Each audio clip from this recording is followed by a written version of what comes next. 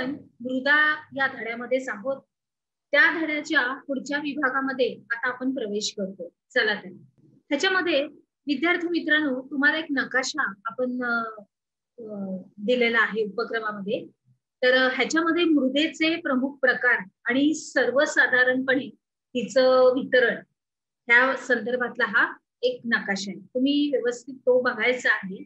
आणि त्याच्या खाली जाडी भरडी मृदा खाली बघा एक सूची दिलेली आहे बघा.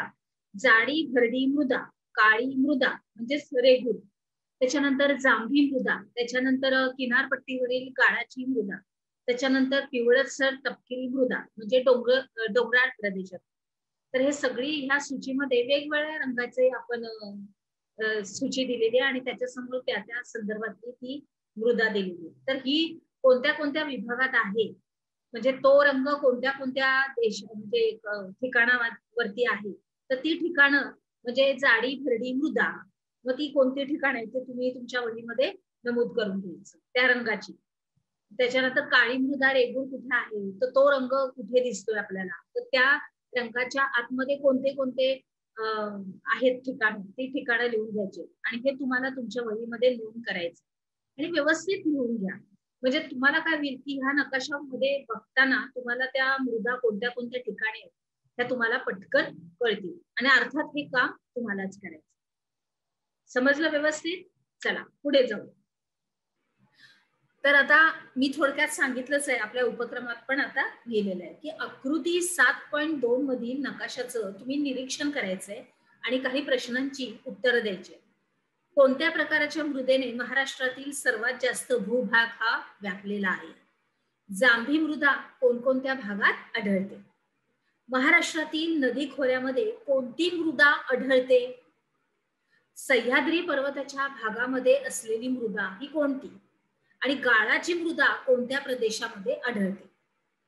ह्या सगळ्या प्रश्नांची उत्तरं तुम्ही तेव्हाच लिहू शकाल ज्यावेळेस त्याच्या अगोदर मी तुम्हाला सांगितलं की पहिल्यांदा ती ठिकाणं लिहून घ्या, मग ह्या प्रश्नांची उत्तरं तुम्हाला पटकन सोडवता येते. पुढे जाऊया भौगोलिक स्पष्टीकरणामध्ये. तर आतापर्यंत तुम्ही महाराष्ट्रातील मृदेचे प्रमुख प्रकार हे अभ्यासलेले आहेत, त्यांचा अभ्यास केलेला आहे, त्यांचं संपूर्णपणे आपण स्पष्टीकरण केलेलं आहे. तर आता पुढे आपण बघूया की या मृदेचा रंग, पोत, घडण प्रक्रिया, थरांची जाडी इत्यादींच्या आधारे राज्यातील मृदेचे 5 प्रमुख असे करता येतील. आता हे मृदेचे जे 5 प्रमुख प्रकार आहेत त्याच्याबद्दलची आता आपण माहिती घ्यायला जात आहोत. जाडी भरडी मृदा, बरोबर, हे पहिलं आहे आपलं. पुढे बघूया की जाडी भरडी मृदेमध्ये विदारण क्रिया व कमी पाऊस यांच्या परिणामातून हा मृदा प्रकार तयार होतो. आणि पठाराच्या, आता थोडस नीट लक्ष द्या विद्यार्थी मित्रांनो, माझ्या बरोबरच राहा, कारण आपला हा भूगोल आहे, बरोबर. आणि भूगोलामध्ये काय असतं, थोड्या थोड्याशा बारकावे असतात, काही छोटे छोटे त्याच्यामध्ये बारका गोष्टी असतात त्या ज्या आपल्याला लक्षपूर्वक ऐकायला लागतात. स्पष्टीकरणामध्ये उपक्रमामध्ये आपण हे बघून बघून करतोय. अर्थात तुम्ही तुमचं पाठ्यपुस्तक सुद्धा उघडच ठेवा, उघडं फक्त ठेवा, बोलणारे मी तुमच्याशी, स्पष्टीकरण मी तुम्हाला देणार आणि समजावून मी तुम्हाला देणार, बरोबर आहे. काळजी करू नका, मी आहे तुमच्या बरोबर. तर पठाराच्या पश्चिम भागामध्ये घाटमाथ्यावर ही मृदा आढळते. कुठे? घाटमाथ्यावर. उदाहरण घेतलं आता तुमच्या लक्षात येईल, बरोबर, अजंठा, बालाघाट व महादेव डोंगर या मृदेमध्ये ह्युमसचं प्रमाण हे नगण्य असतं. आले लक्षात? आता पुढची मृदा काळी मृदा. रेगूर किंवा काळी कापसाची मृदा या नावानं देखील सुद्धा ही मृदा प्रसिद्ध आहे. बघा, त्या या मृदेला नाव आहे, काळ्या मृदेला रेगूर आणि कापसाची मृदा म्हणून ही ओळखली जाते. मध्यम पावसाच्या प्रदेशामध्ये ही मृदा आढळते.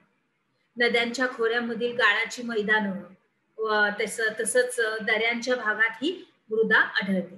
दख्खन पठारावर पश्चिम भागात अति काळी, तर पूर्व विभागात विदर्भामध्ये मध्यम काळी, विदर्भ म्हणजेच पूर्व भाग, तर या ठिकाणी मध्यम काळी अशा प्रकारची अशा 2 प्रकारात ही मृदा आढळते.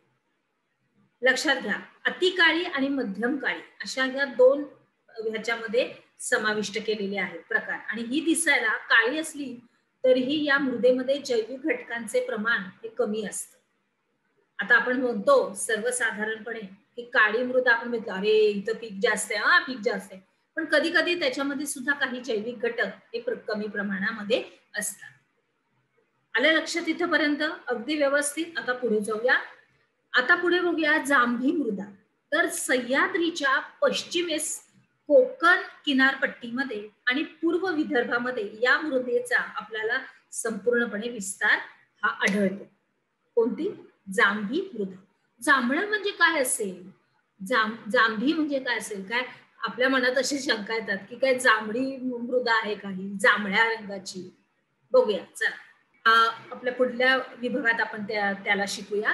तोपर्यंत या विभागामध्ये आपण काय शिकलो, याच्यामध्ये कशामुळे असं घडतं या अंतर्गत तुम्हाला कोकणातील लोकांच्या आहारात तांदूळ म्हणजेच धान हे जास्त असतं आणि दुसरं आहे मृदेची अवनती होते.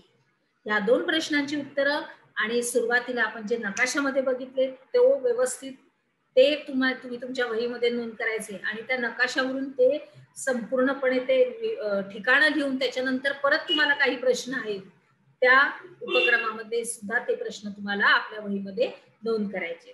तर ती सगळी नोंद तुम्ही अतिशय व्यवस्थित आणि नीटरित्या करून ठेवा. बरोबर आहे? चला तर मग पुढे जाऊया आता आपण.